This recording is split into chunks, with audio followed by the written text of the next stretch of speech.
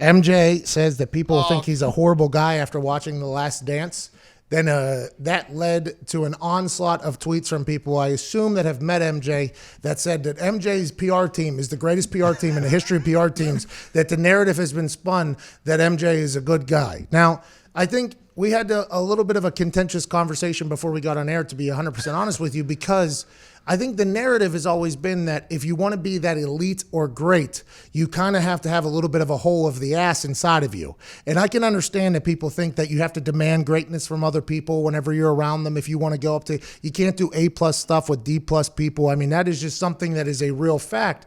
But I think outside of the realm of competition, the way you treat people and talk to people is something that really carries the narrative of whether or not you're a hole of the ass or not. And I think the amount of stories, none of them have ever been verified.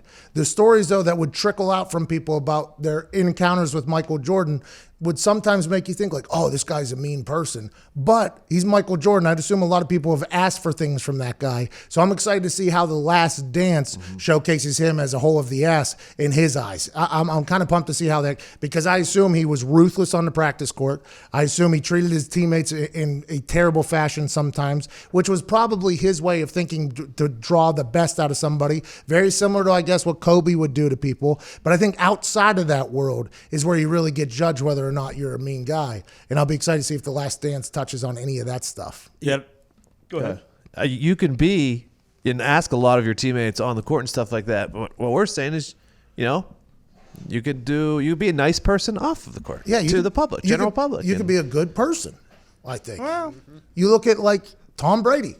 Oh, well, he is the baddest mother lover in the world. So, That's in the locker room. Then you listen to him on Howard Stern. He's cackling, he's giggling, he's selling avocado ice cream. You haven't heard of him potentially, not tipping or walking out on tabs on a regular basis and things like that. I'm not saying MJ did any of those things, but I'm saying those are the things I think that lead to people thinking somebody's a bad guy as opposed to what they do in their competitive sport. I just personally, I feel like in that realm of competition, there's different ways to do things. I don't think you have to be that ass and like mean to people to bring out the best, but I've seen it work. I've seen it work. Rich Rodriguez was a very demanding coach, but he brought out the best in a lot of guys, I would assume, that did not love him, and we did not love him at the time, but our team rose to the occasion on plenty. So sometimes there's things that you look at, you're like, oh, I don't love the way this guy operates in the locker room or on the practice field, but I think outside of there is where people really get judged. Did Peyton Manning ever, did he ever like take it up a notch, or did you ever see him kind of get after somebody? Yeah, oh yeah. There's the mic'd up memorial almost got into a fist fight with who? Jeff Saturday, like all time. But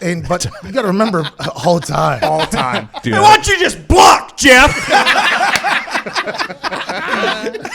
let alone Peyton in practice, restarting it. Wait, that was in the game? Kicking. Yeah. Oh, yeah.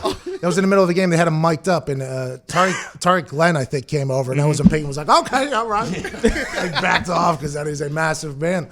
But I think in practice, obviously, he's very demanding. On the field, I've seen him tell people to get off the field. I think that's why in that world, I think you were judged differently than whenever you're out there. He invited a 21-year-old kid to go golfing with him one of the first weeks he's ever met him. I think Peyton Manning off the field, by all accounts, a lot of people say nice guy, good guy, does a lot of good stuff. Charity has a hospital named after him here for the donation.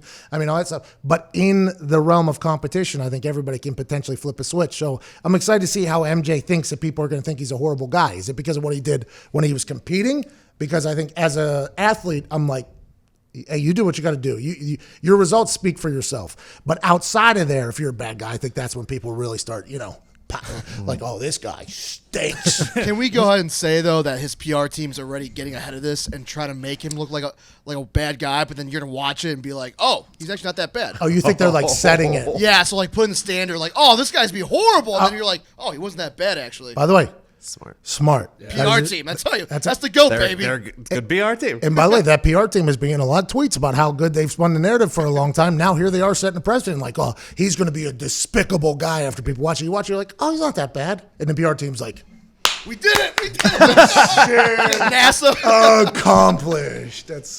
That's wild to think about. Well, his teammates, you got to think if he thinks that people are going to, depict him as horrible, his teammates are probably ragging on him a little bit. I don't know. Well, that's what will be interesting to see because obviously those guys respect the athlete he was, but there's been plenty of stories that come out. Like, I don't think a lot of those guys respect him as a human being. Well, a lot of those people, though, should be very grateful. Oh, and I'm sure they are. Which I think, like, there's numerous stories about superstars not getting along whenever they're on the same team.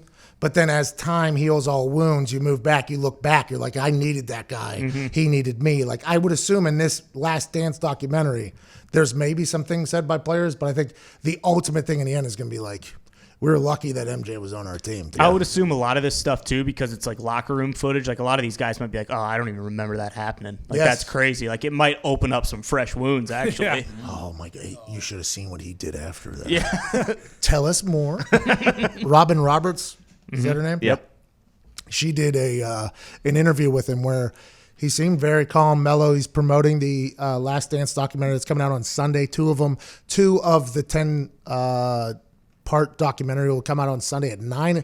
Is that PM or AM? It's got to be PM. PM. So 9 and 10. Why are they doing that? Maybe that's how they get away with allowing F-bombs on ESPN believe if it it's is. after 9 o'clock. Oh, is that the cutoff time? I believe that's how After some talk. Because, by the way, if that's the case, I got some shows to pitch Yeah. to ESPN. I got some shows to pitch. If this is going to be the new standard, by the way, I like it. I like what we're doing, ESPN, because in the world of sports, by the way, there are some language that maybe enhances things or is used in a very common fashion.